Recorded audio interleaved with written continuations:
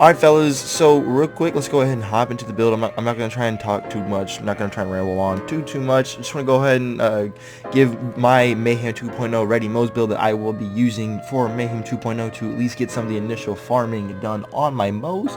I will not jump immediately into the takedown on Moze. I plan on jumping mainly on Flak first, hopping on Mayhem 10 in the takedown, just seeing what it's going to be like over there. And then my Moze will be obviously the second that I play with, Mayhem 10, and then obviously the Amar Insane will follow. But regardless, we're on Moze here today, talking about my Mayhem 2.0 Moze build. Let's go ahead and get into it real quick. I want to say that this build is very diversible in your class mod and your skills.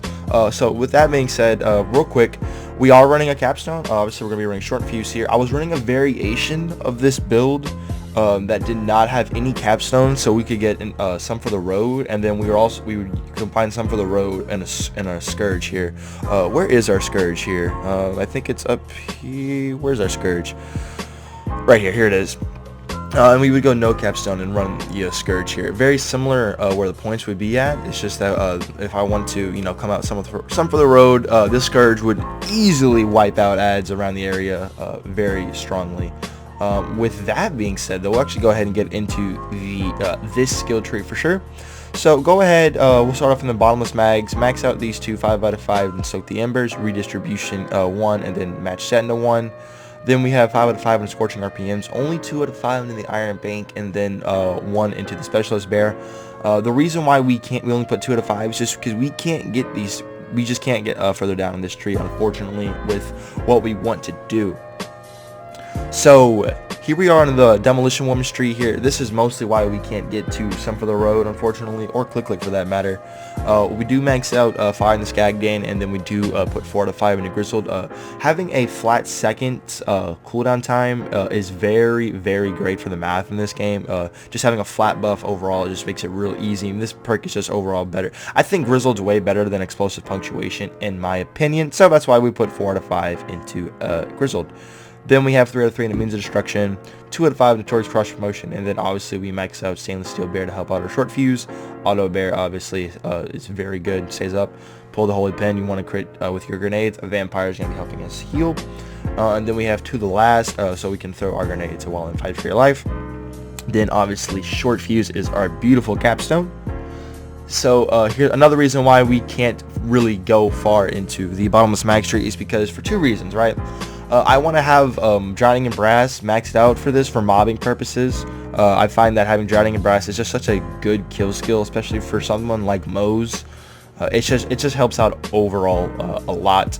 We go 4 to 5 into armor and infantry, and then 1 in security bear. I feel like that just one skill point in here just helps Iron Bear stay up a little bit longer. And then just having Iron Bear up a lot with this type of build is going to be really useful, because we're going to be running the capacitative armor or armature for the chain shocking with Iron Bear. This is so useful. The railgun after its buff is really good, and then combine that with running 2 of these, and then the Dokkan bear.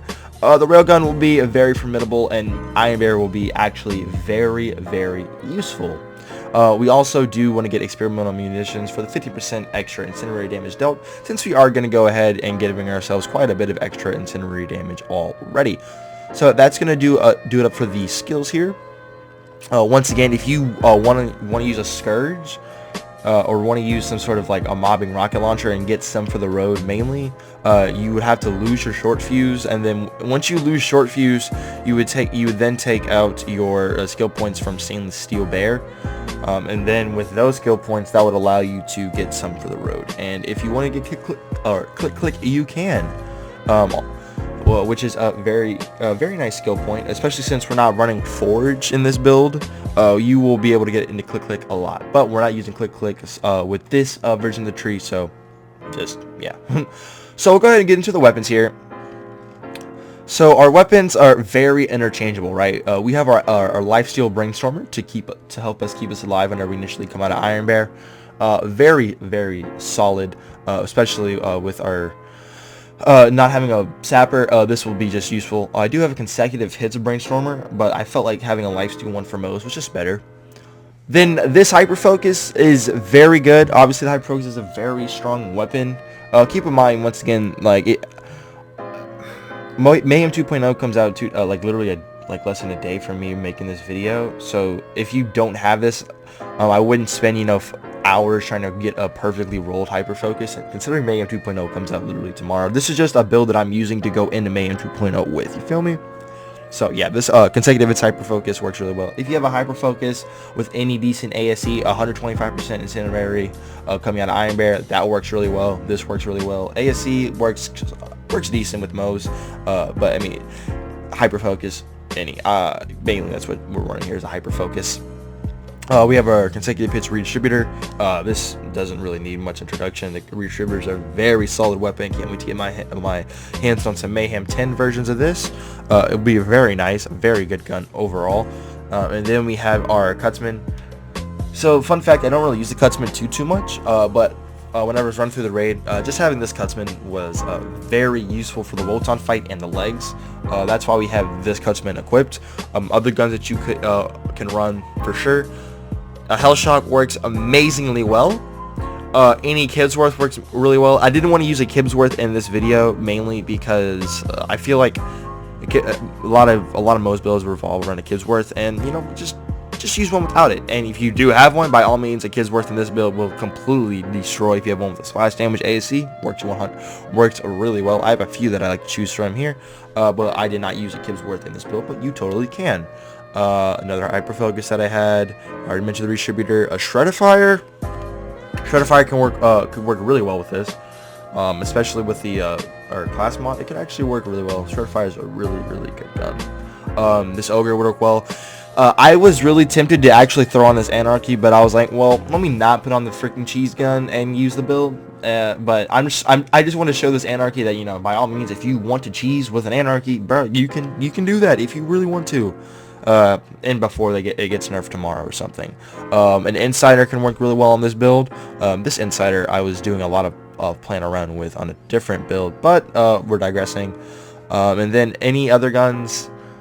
I mean, there's a Lob could work really well.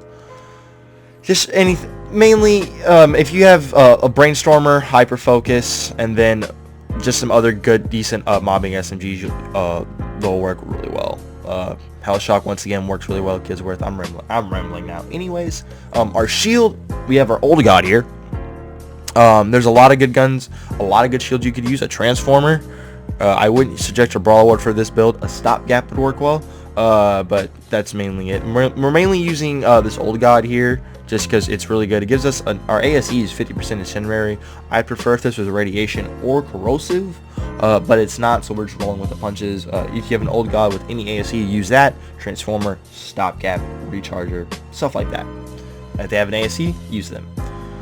Here is our grenade, our cloning matting tracker to help us keep us alive. Very useful grenade. If you have basically for your grenade slot, obviously run an ASE grenade or on grenade thrown anoint, and then make sure it splits, and then you just want to make sure that it splits and spawn as many grenades as it can for the vampire procs.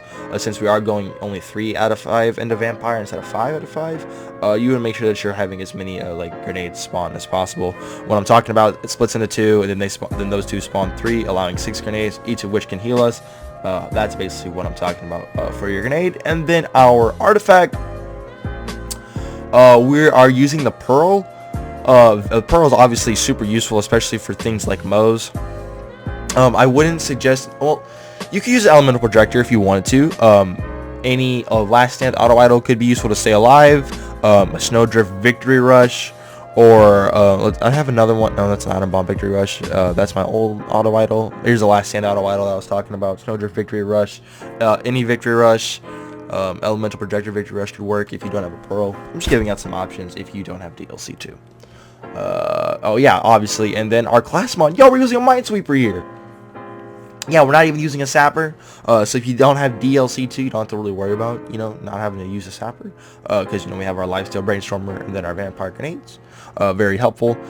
This will allow you to melt some bosses very well. We got 6 grenade capacity, 35% shotgun damage, and 51% Hyperion critical weapon damage on this one. Really helps out our brainstormer here. You mainly just want to have a minesweeper, blastmaster, or sapper could work here. I just chose with the minesweeper mainly to help out it'll help out our brainstormer and our hyper focus. Just if we can land crits, it'll just help really well.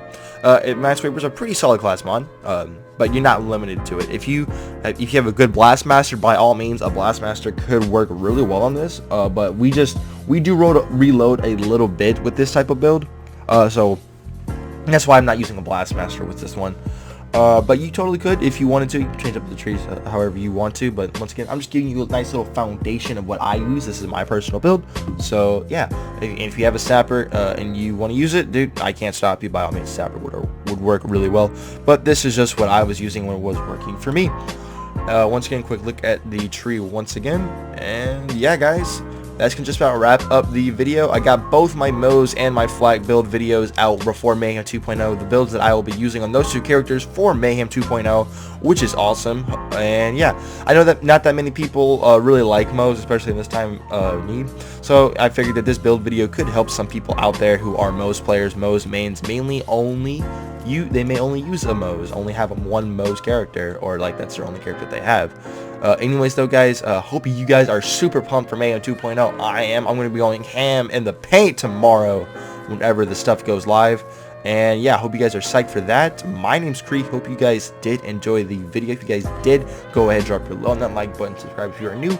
Also check out the Discord, first link at the top of the description. My name's Kree, and I'll see you guys in the next one. Peace out, fellas.